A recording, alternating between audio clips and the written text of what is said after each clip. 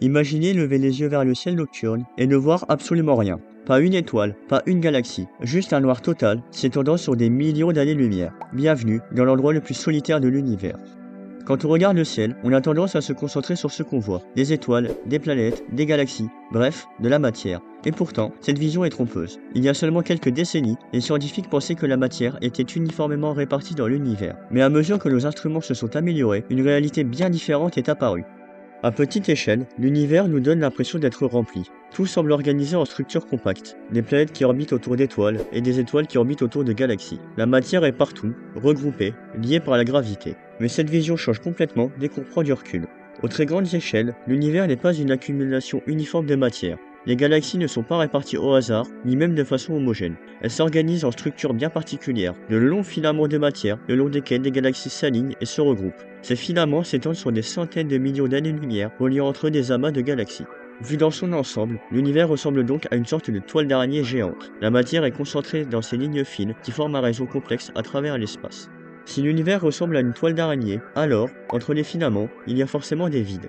Ce sont des régions absolument gigantesques qui représentent en réalité la très grande majorité du volume de l'univers. En cartographiant la position des galaxies, notamment grâce à leur décalage vers le rouge qui permet de mesurer leur distance, les astronomes ont commencé à reconstruire la structure 3D de l'univers. Et très vite, quelque chose est apparu, d'immenses zones où il n'y avait presque rien. Cependant, ces régions ne sont pas totalement vides. Elles contiennent bien de la matière, mais extrêmement diluée. On y trouve du gaz, très diffus, et surtout de la matière noire. En moyenne, même les zones les plus vides contiennent encore plus de 15% de la densité moyenne de matière de l'univers. Le problème, c'est donc que la gravité y est trop faible pour la regrouper. Dans les filaments, la matière est suffisamment dense pour s'attirer, s'effondrer sur elle-même et former des galaxies et des étoiles. Dans le vide, elle est trop dispersée et reste étalée sur des distances immenses, incapable de former des structures. Résultat, pour un observateur, ces régions paraissent presque totalement vides. Ces vides semblent liés à l'histoire même de l'univers. On a remarqué que certaines zones du fond diffus cosmologique, et le rayonnement laissé par le Big Bang, sont légèrement plus froides que d'autres. Et ces zones correspondent aujourd'hui à des vides cosmiques. Ces immenses desserts ne sont pas apparus au hasard, ils sont les traces directes des premières fluctuations de matière dans l'univers et pourraient nous en apprendre beaucoup sur son origine.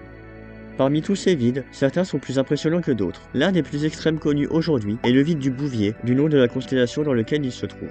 Découvert au début des années 80, ce vide se situe à environ 700 millions d'années-lumière de la Terre et mesure près de 330 millions d'années-lumière de diamètre. À cette échelle, on ne parle plus simplement d'un espace vide, mais d'un super vide. Dans une région de cette taille, on s'attendrait normalement à trouver quelques milliers de galaxies. Pourtant, le vide du Bouvier n'en contient à peine qu'une soixantaine. Au cœur de ce vide, on trouve un cas extrême, cette galaxie.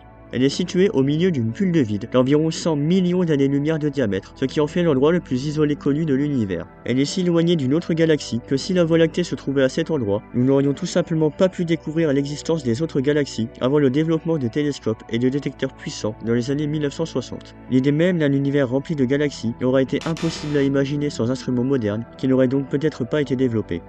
Le vide du Bouvier est impressionnant, mais il est loin d'être unique. Il existe des milliers de vides similaires dans l'univers. À très grandes échelles, ils forment même une grande partie de sa structure, une sorte d'empilement de bulles gigantesques séparées par de fins filaments de matière. Ils jouent un rôle actif dans l'évolution de l'univers. En s'étendant avec l'expansion cosmique, les vides grandissent plus vite que les régions denses, et en grossissant, ils repoussent la matière vers les filaments. Ce n'est donc pas seulement la gravité qui structure l'univers en attirant la matière, mais aussi le vide qui l'organise en la repoussant. Les galaxies se trouvent ainsi piégées dans ces filaments de plus en plus concentrés à mesure que les vides autour d'elles s'étendent. Paradoxalement, ces vides sont gigantesques, mais presque impossibles à atteindre. En effet, nous sommes attachés gravitationnellement à notre environnement. La Voie lactée fait partie d'un filament, lui-même intégré à un ensemble de structures. Pour s'échapper vers un vide, il faudrait vaincre cette attraction sur des distances colossales, ce qui demanderait une quantité d'énergie totalement hors de portée. C'est un peu comme essayer de sortir d'un canyon. Même si les plaines autour semblent accessibles, il faut d'abord réussir à remonter toute la pente. Enfin, ces vides pourraient aussi nous donner un aperçu du futur de l'univers. À mesure que l'expansion accélère, les galaxies s'éloignent de plus en plus les unes des autres. Dans quelques milliers de milliards d'années, les structures actuelles pourraient être tellement diluées que chaque galaxie se retrouvera isolée, entourée de vide.